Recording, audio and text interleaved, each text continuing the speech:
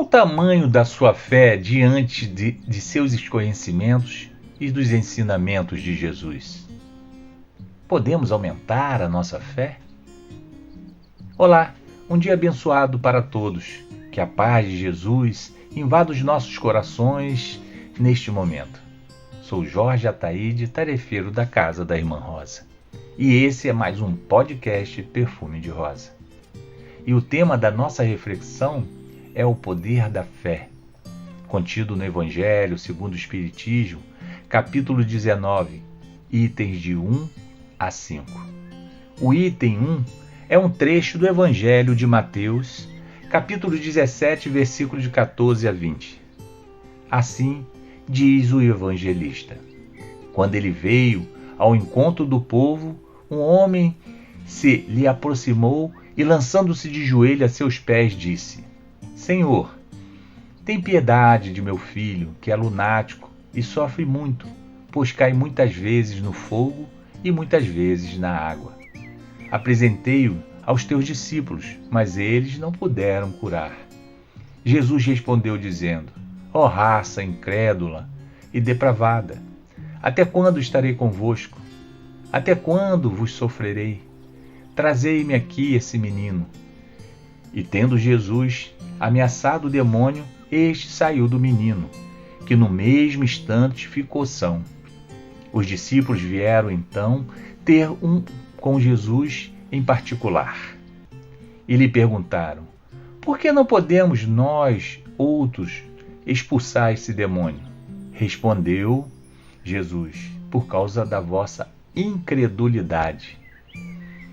Pois em verdade vos digo, se tivesses a fé do tamanho de um grão de mostarda, direi a esta montanha: transporta-te daí para ali, e ela se transportaria, e nada vos seria impossível. Em forma de questionamento, vamos refletir o que Kardec nos traz. Com relação à passagem lida, o que impediu os discípulos de curarem o menino como fez Jesus? A falta de fé. Embora todo o empenho e boa vontade dos discípulos, faltava-lhes ainda a confiança, conforme demonstrou Jesus. Muitos percalços e dificuldades que enfrentamos em nossa vida se devem também à nossa falta de fé, à nossa incredulidade. Jesus, ao usar o termo montanhas, referiu-se àqueles que conhecemos com esse nome, materialmente falando? Não.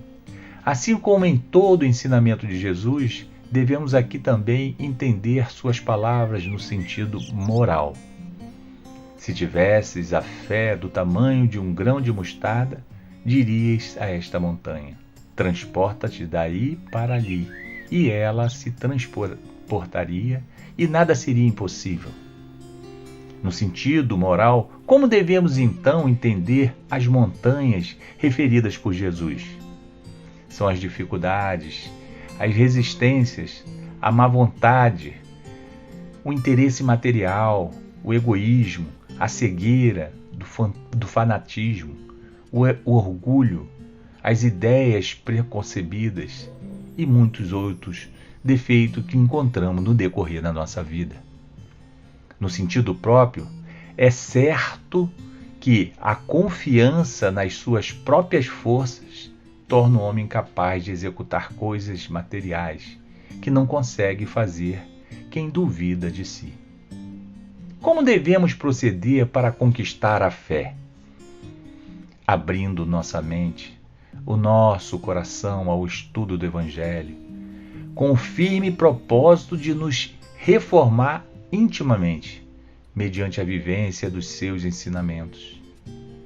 A fé robusta dá a perseverança, a energia e os recursos que fazem se vençam os obstáculos. Assim, nas pequenas coisas e também nas grandes coisas.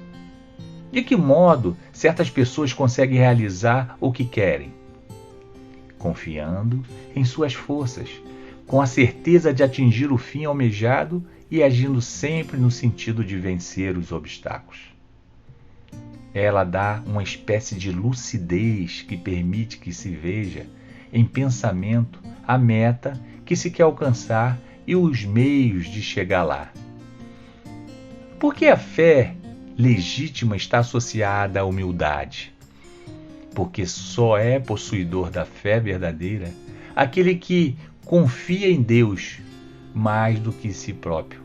E isto vem a ser uma demonstração de humildade. Aquele que possui a fé verdadeira é sempre auxiliado pelos bons espíritos na consecução de seus objetivos. Como se explica a ação magnética da fé? Pela ação do pensamento. O homem pode atuar sob o fluido universal.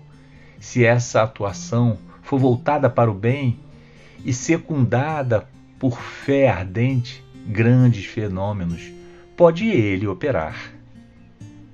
Tal motivo porque Jesus disse a seus discípulos: se não o curastes, foi porque não tendes fé. Então podemos concluir da seguinte forma: a fé se traduz pela confiança que se tem em Deus e em si próprio, com vistas à realização de algumas coisas. Confiança é essa que se dá a certeza de se atingir o fim colimado. A fé, para ser poderosa, tem de ser sincera, verdadeira e humilde. Virtudes que são conquistadas através do estudo e da vivência do Evangelho. Então, meus irmãos, supliquemos a Deus Pai, aquele que é poderoso, que aumente em nós a nossa fé. E nos esforcemos no entendimento do Evangelho de Jesus, nosso Mestre, acolhendo em nosso coração e em nosso pensamento tudo aquilo que Ele nos ensina. Com grande gratidão no coração, um abraço fraterno e até o próximo podcast Perfume de Rosa.